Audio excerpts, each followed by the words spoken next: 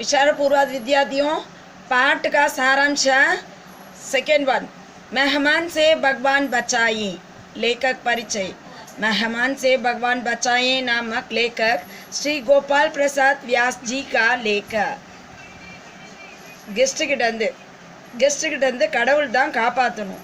இந்த பேருடைய எஸ்ஸேவை எழுதினவர் கோபால் பிரசாத் வியாஸ் ஜி. வே ஆசியா கே உத்கிருஷ்ட் லேखक.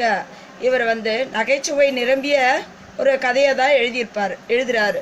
वे दिल्ली के दैनिक हिंदुस्तान के संपादकीय विभाग में कार्यरत रहे. இந்துஸ்தான் பத்திரிகையில் பத்திரிகை தலையங்கத்தோட பிரிவில் அவர் வேலை செஞ்சுட்டு இருந்தார். लेख परिचय आजकल लोग हमेशा व्यस्त रहते हैं.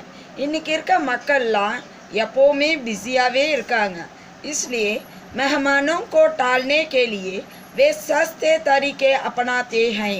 அதனால் கெஸ்ட்டை எப்படின்னா வர வைக்காமல் பண்ணணும் அப்படின்றதுக்காக சீப்பான மெத்தட்லாம் ஃபாலோ பண்ண ஆரம்பிக்கிறாங்க.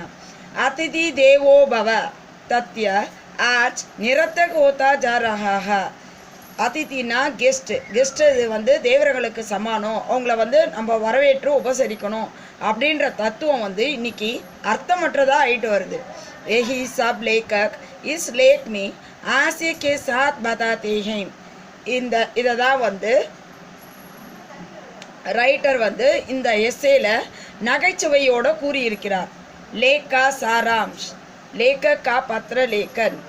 पुराने ज़माने में लोग मेहमान की खूब खातिरदारी करते थे. அந்த காலத்தெல்லாம் மக்கள் கெஸ்ட்டை நல்லா உபசரிச்சாங்க.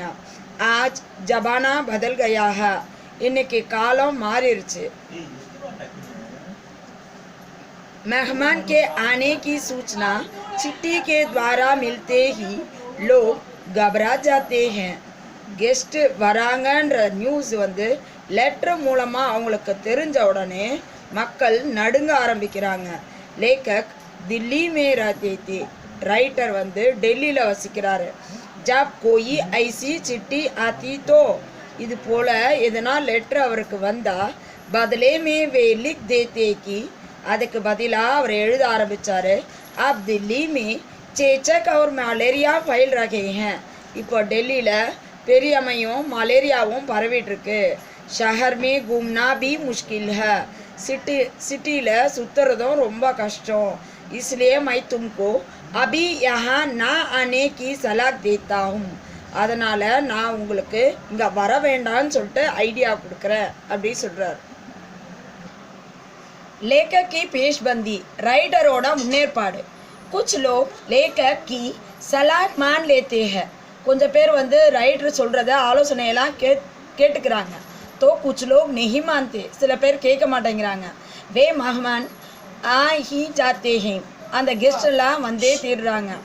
ऐसे मेहमानों से बचने के लिए लेखक ने कुछ पेशबंदियाँ कर रखी थी. அந்த கெஸ்ட்டுக்குலேருந்து அந்த விருந்தாளிகிட்டேருந்து தப்பிக்கிறதுக்காக ரைட்டர் கொஞ்சம் முன்னேற்பாடுலாம் செய்கிறாரு. உன்கா மக்கான் ஐசே முஹல்லே மேத்தா. அவரோட பில்டிங் எங்கே இருந்ததுன்னா ஜஹன் தாங்கா நெய் பவுன் சக்தாத்தா. அந்த வர வழியில் வண்டி கூட வராது எங்கள் வீடு இருக்கிற இடத்துக்கு அப்படின்னு சொல்கிறாரு. வக் முஹல்லா புல்புலையாத்தா. அந்த வசிக்கிற இடம் ரொம்ப சிக்கலாக இருக்குது, ரொம்ப குட்டி குறுகலான பாதை அப்படி சொல்கிறாரு. इसलिए मेहमान वहाँ आसानी से पहुँच नहीं पाती थी. அதனால் கெஸ்ட் எல்லாம் அங்கே ஈஸியாக வர முடியல அவர் வீட்டுக்கு. इन सब पेशबंदियों को पार करके कोई मेहमान लेखक के घर पहुँच जाती थी. இந்த முன்னேற்பாட்டெல்லாம் கிராஸ் பண்ணி சில கெஸ்ட்டு ரைட்டரோட வீட்டுக்கு வராங்க. ஐசே சந்தர்ப்பமே இந்த சந்தர்ப்பத்தில் லேखक ரைட்டர் தட் மீன்ஸ் எழுத்தாளர் अपने लड़के द्वारा कब भेजते थे कि தன்னோட பையன் மூலமாக சொல்லி அனுப்புகிறாரு. பாபுஜி பாஹர் கயே ஹே. அப்பா வெளியே இருக்காரு அப்படின்னு. சாலாக் மெஹமான் கன்னிங்கான கெஸ்ட். குச் மெஹமான் लेखक से भी चालाक थे. சில கெஸ்ட்டு ரைட்டரை விட ரொம்ப கன்னிங். वे सीधे उनके दफ्तर पहुंच जाते थे. அவங்க ஸ்ட்ரெயிட்டாக அவரோட ஆஃபீஸ்க்கே வந்துடுறாங்க. ऐसे मेहमानों के लिए लेखक के पास 3 प्राणघातक सवाल थे. அதுபோல் கெஸ்ட்டுக்கிட்ட ரைட்டர் கேட்குறதுக்கு 3 கொஸ்டின் அபாயகரமான ஒரு கேள்வியை கேட்குறாரு. கஹாண்ட் கே ஹேன், எங்கே இருக்கீங்க? கப் ஜா ரஹே ஹேன், எப்போ போகிறீங்க? நாஷ்தா வாஸ்தா தோ கராயே ஹேனா, டிஃபன்லாம் சாப்பிட்டு வந்தீங்களா? उनके इन प्रश्नों को सुनकर मेहमान उनके घर टिकने की हिम्मत नहीं करती थी. அவரோட இந்த கொஸ்டின்லாம் கேட்ட உடனே கெஸ்ட்டுக்கு அந்த வீட்டில் தங்கணுன்ற தைரியம் கூட இருக்காது. மெஹமானும் கா இலாஜ் எப்படி அவர் ட்ரீட் பண்ணுறாரு? குச் மெஹமான் பினா சிட்டி லிக்கே ஆ ஜாத்தி தி, சில கெஸ்ட்டுங்க லெட்டரே எழுதாமல் வந்துடுறாங்க. ஐசே மெஹமான் பச்பன் கே தோஸ்த் ஹுவா கர்த்தே தே, இது போல் கெஸ்ட் வந்து चाइल्डहुड फ्रेंडाக இருப்பாங்க.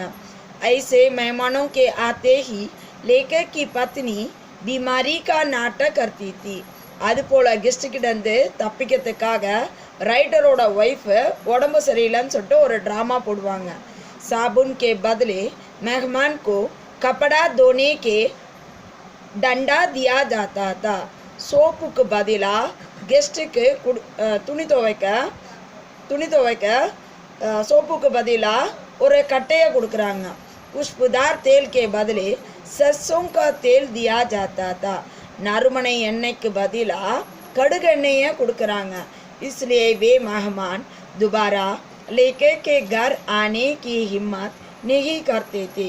அதனால் கெஸ்ட்டு செகண்ட் டைம் அவரோட வீட்டுக்கு வர தைரியமே இல்லை. लेके नालायक बहुत से लोग मेहमानों की खातिर करके ऊंचे पद पाते हैं.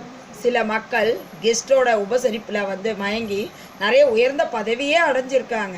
கை சாதாரண ஆத்மி பி நேதா பன் ஜாத்தே ஹேன், சாதாரண மனுஷன் கூட தலைவராக ஆகியிருக்கான்.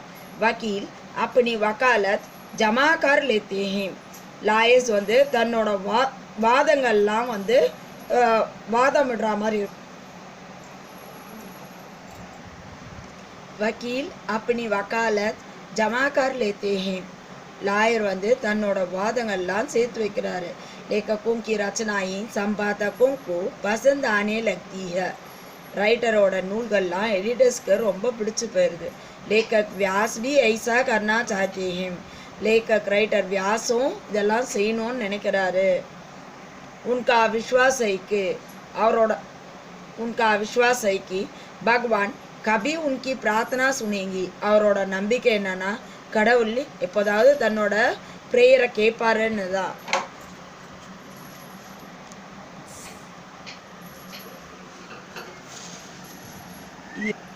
विशेषता हम अपने व्यस्त जीवन में मेहमानों को स्थान नहीं दे पाते. நம்மளோட இந்த பிஸியான வாழ்க்கையில் கெஸ்ட்டுக்கெல்லாம் வந்து நம்ம இடம் கொடுக்கறதில்ல. பகவான் நீ பியார் கர்னே கேலியே மனுஷே दिए, கடவுள் அன்பை செலுத்துறதுக்காக தான் மனுஷனை கொடுத்தார். அவர் உபயோக கர்னே கேலியே சீஜே தி, உபயோகம் பண்ணுறதுக்காக பொருளை கொடுத்தார். மகர் ஹம் சீஜோன் சே பியார் கர்த்தே ஹேம், ஆனால் நாம் பொருள்கள் மேலே தான் பாசம் வைக்கிறோம்.